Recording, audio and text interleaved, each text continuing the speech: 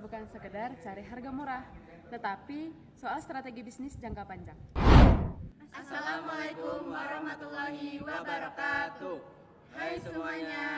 Perkenalkan, kami dari kelompok 3 Manajemen Pembelian Program Studi D3 Administrasi Logistik Universitas Logistik dan Bisnis Internasional yang beranggotakan Saya Elvitika Donaram Dolok Saribu. saya Nurul Aulia Dewi. Saya Rafanindya Salsabila. Saya Ragil Putra Darmawan. Kami di sini ingin menyampaikan materi mengenai pemilihan supplier. Selamat menyaksikan. Langkah pertama dalam proses pemilihan supplier adalah identifikasi kebutuhan atau tujuan dari pemilihan supplier tersebut. Misalnya saja ketika kita ingin membuat produk baru, masa kontrak dengan supplier yang sudah habis, kinerja supplier lama yang mulai menurun, ataupun ingin ekspansi ke pasar baru. Nurul, ini dari bagian produksi. Mereka butuh bahan baru buat proyek bulan depan. Kayaknya kita harus cari supplier baru deh. Nah, itulah contoh kondisi di mana proses pemilihan supplier dimulai. Langkah kedua adalah identifikasi kebutuhan pencarian kunci. Kita perlu tahu apa yang paling penting untuk kita, apakah biaya, kualitas, pengiriman, atau faktor lainnya.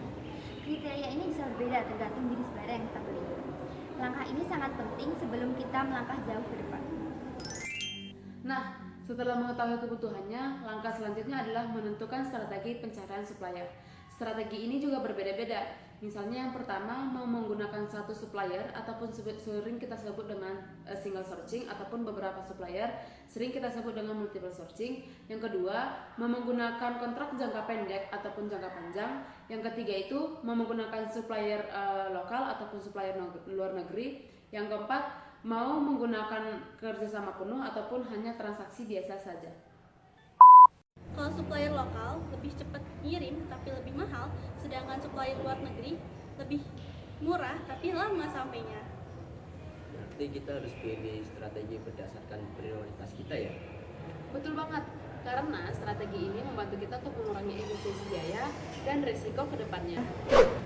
Selanjutnya kita masuk ke tahapan yang keempat, yaitu identifikasi sumber pasukan potensial.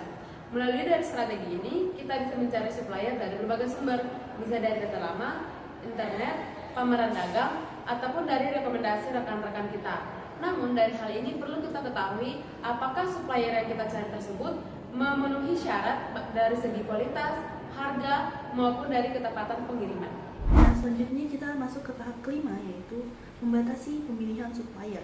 Ketika kita ingin melakukan pengadaan barang, tentunya akan ada banyak sekali supplier, dan oleh sebab itu kita perlu untuk membatasi pemilihan supplier tersebut. Adapun beberapa kriteria untuk membatasi pemilihan supplier, yaitu dengan cara menganalisis resiko keuangan, penilaian performa supplier lama, dan review dari dokumen dan data yang dikirim oleh calon supplier. Supplier A murah, tapi sering telat. Supplier B bagus pengirimannya, tapi nggak punya sertifikat ISO. Supplier C lengkap dan stabil, ini mungkin bisa masuk shortlist. Nah, setelah mempersempit pilihan, masuklah kita ke tahap ke-6, yaitu menentukan metode evaluasi supplier.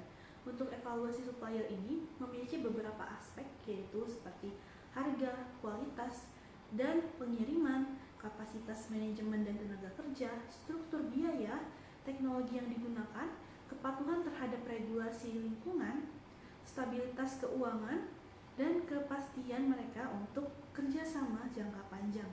Jadi bukan sekedar murah, tapi juga siap bertumbuh bersama kita. Nah, setelah semua tahapan dilakukan, kita benar-benar harus memilih supplier yang paling cocok. Apakah mereka konsisten menjaga kualitas barang? Apakah mereka bisa mengirim barang tepat waktu? Dan yang lebih penting, apakah mereka bisa menjadi mitra jangka panjang bagi perusahaan kita? Proses pemilihan supplier adalah proses strategis. Dengan cara yang tepat, kita tidak hanya mendapatkan barang, tapi juga membangun relasi bisnis yang kuat dan saling menguntungkan. Terima kasih sudah menonton video kami. Semoga video ini bisa memberi gambaran utuh tentang cara pemilihan supplier. Jangan lupa, proses ini membutuhkan ketelitian dan kolaborasi tim. Sampai jumpa di video berikutnya. Terima kasih.